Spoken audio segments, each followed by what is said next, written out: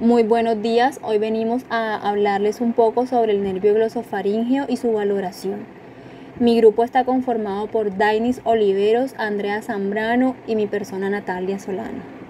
Inervación.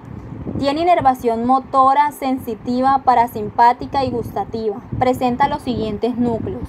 Primero, núcleo motor, ubicado en la parte rostral del núcleo ambiguo, situado profundamente en la formación reticular, medial al fascículo solitario y al núcleo espinal del nervio trigémino. 2. Núcleo sensitivo.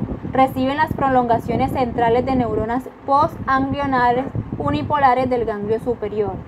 3. Núcleo parasimpático. Es el salivar inferior. Emite fibras preganglionares encargado de inervar a la glándula parótida para que secrete la saliva. Es importante describir que es la glándula salival más grande e importante.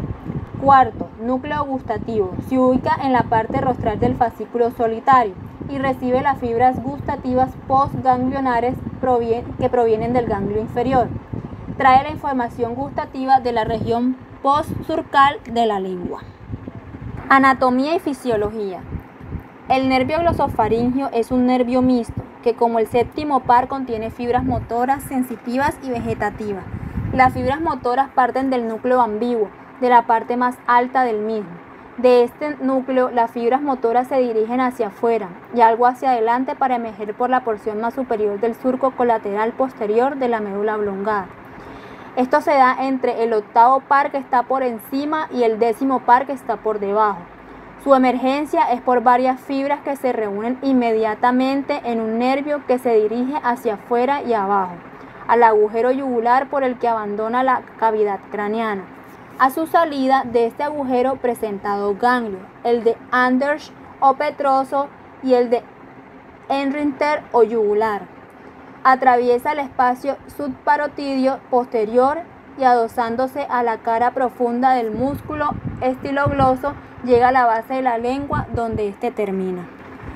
Los únicos músculos que inervan son el estilofaríngeo y los músculos de los pilares anteriores y los posteriores de las fauces relacionados con el acto de la deglución. Trayecto del glosofaríngeo. Tiene su origen aparente a nivel del surco retroolivar, en el bulbo raquídeo, por encima de la salida del nervio vago. Se dirige anterolateralmente a la depresión triangular del acueducto coclear situado en la cara inferior de la porción petrosa del hueso temporal. Al principio está por debajo del flóculo, estructura cerebelosa, descansando sobre el tubérculo yugular del hueso occipital, haciendo a veces un surco en él. Luego vuelve bruscamente hacia abajo, abandonando el cráneo por la parte anteromedial del agujero rasgado posterior, por delante del nervio vago y el nervio espinal. A su salida se dirige hacia adelante entre la vena yugular interna y la arteria carótida interna, y luego desciende por delante de esta última, por debajo del apófisis estiloides y sus músculos, para llenar al músculo estilofaríngeo. Se incurva hacia adelante sobre este y atraviesa las fibras inferiores del músculo constrictor superior de la faringe para luego emitir fibras nerviosas a la amígdala palatina, la mucosa de la porción postsurcal de la lengua. Alteración del nervio glosofaríngeo. Según la neurología glosofaríngea, es una rara afección en la cual se presentan episodios repetidos de dolor intenso en la lengua, la garganta, el oído y las amígdalas. ¿Cuáles son sus causas? Se creen las causas de la neurología glosofaríngea es la irritación del noveno par craneal. Generalmente comienza en personas de mayores de 50 años y en la mayoría de los casos nunca se descubre la fuente de la irritación.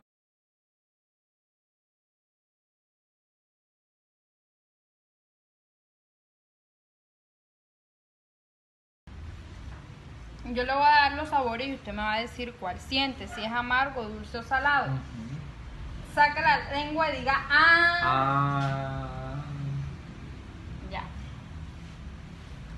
Me va a decir cuál siente.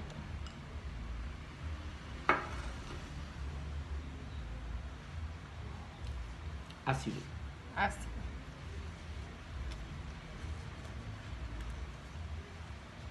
Saca la lengua. ¿Cuál siente? Dulce. Dulce. Saca la lengua. Salado. Y por último,